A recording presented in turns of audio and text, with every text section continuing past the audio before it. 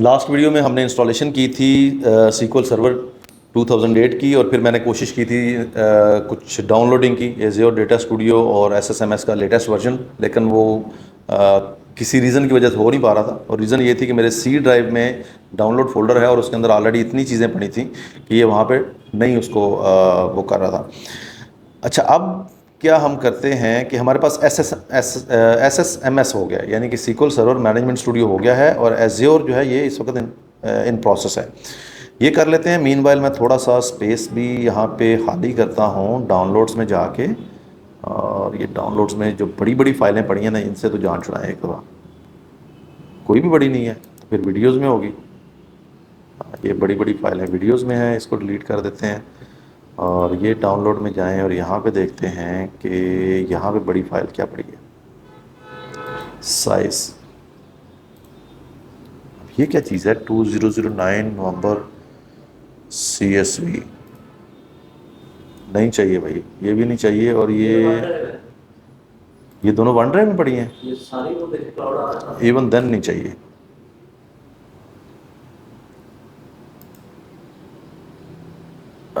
मैं अगर जाऊं डेस्कटॉप के ऊपर और वहाँ से जाके इसको क्लीन करूं और वापस चलते हैं जी माई कंप्यूटर में।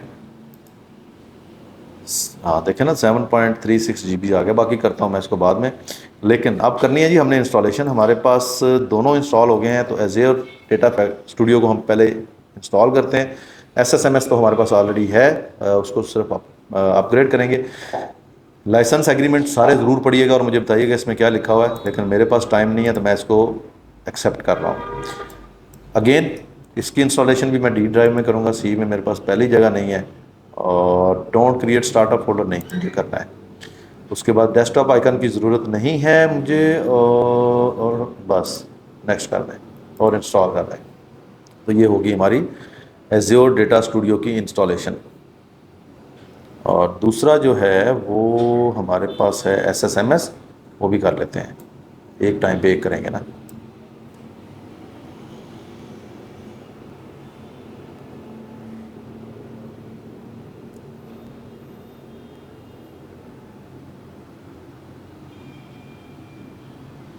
ये तो जल्दी हो गया, टाइम बच गया आप लोगों का।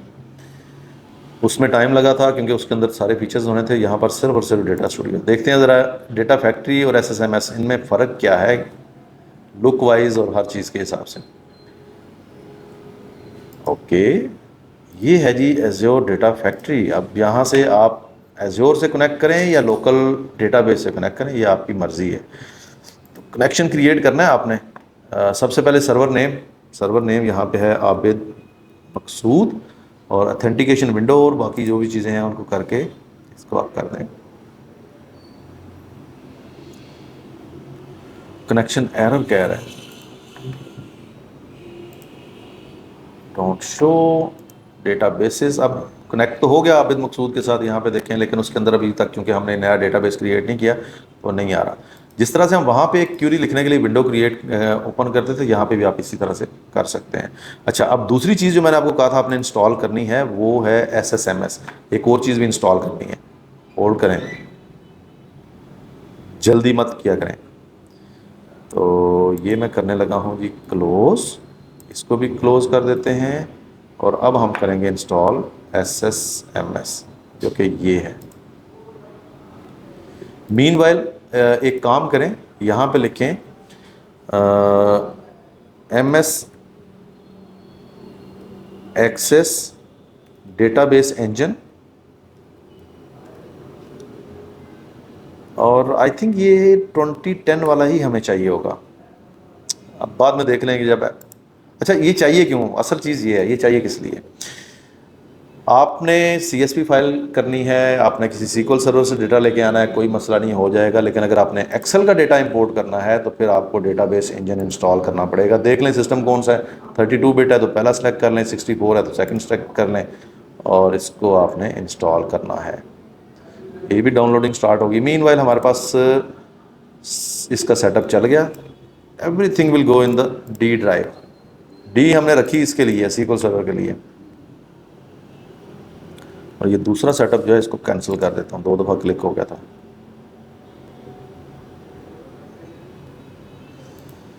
अब ये जी मैनेजमेंट स्टूडियो भी नया आ गया हमारा, इसका लुक भी होपफुली डिफरेंट होगा और मज़ेदार होगा। देख लेते हैं, लेट्स सी।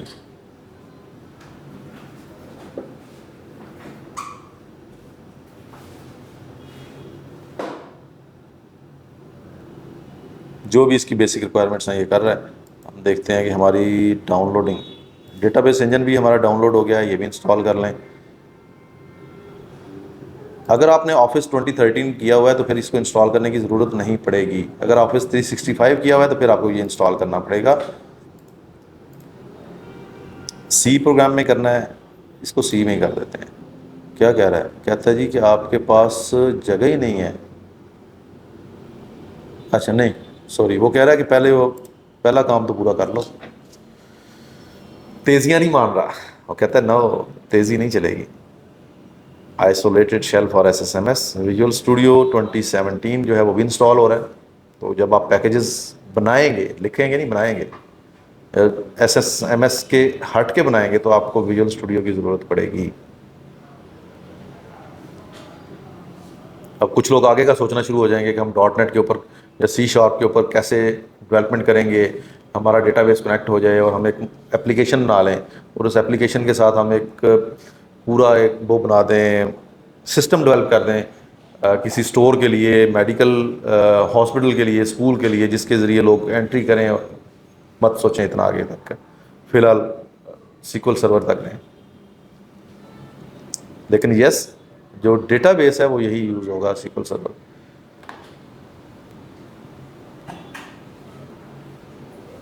अस्सलाम।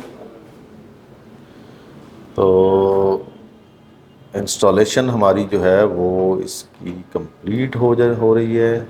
मीनवाइल दूसरी इंस्टॉलेशन का एरर है, क्योंकि एक रनिंग में है तो दूसरी एरर दे रही है। लें जी, इंस्टॉलेशन आई होप के कंप्लीट हो गई है और अब ये फिनिश की तरफ ले जाएगा हमें। तो SQL server management studio installed.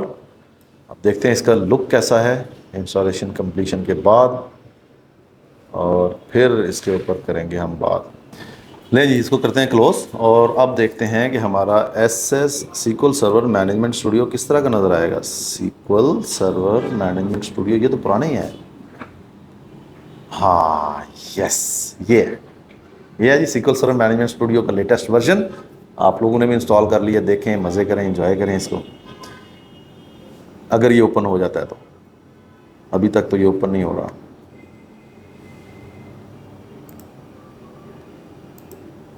हो जाना यार, की रोल है।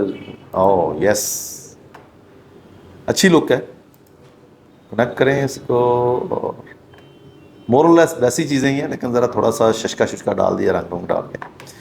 अब आते हैं जी दूसरी चीज़ की तरफ, जिसको हमने अभी तक स्टॉप किया हुआ था, और वो हम इंस्टॉल करेंगे database engine. There you go, installation हमारी होगी कंप्लीट। अगली वीडियो में मैं आप लोगों को डेटा की फ़ाइल दूंगा और हम वो डेटा इसमें लेके आएंगे। लेकिन उससे पहले आप लोगों ने क्या करना है, मैनेजमेंट स्टूडियो में जाना है और यहाँ पे न्यू क्यूरी पे क्लिक करना है। अगर ना नज़र आए तो कंट्रोल N कर दीजिएगा। उसके बाद आपने इधर लिखना है क्रिएट डेटाबेस, और अपने नाम का डेटाबेस बनाना है। मैं आबिद मकसूद बना रहा हूँ, तो आप अपने नाम का डेटाबेस बना लें और इसको एग्जीक्यूट कर दें। एग्जीक्यूशन के लिए ये एग्जीक्यूट का बटन भी है और F5 शॉर्टकट की भी है। जैसे ही आप एग्जीक्यूट करेंगे और डेटाबेसेस में जाएंगे तो यहाँ पर आपके नाम का एक डेटाबेस बन जाएगा, और उसको अगर आप ओपन करेंगे उसमें टेबल शेबल कुछ भी नहीं है, उस ब्लैंक है, लेकिन डेटाबेस बन गया। पहली लर्निंग भी होगी आपकी।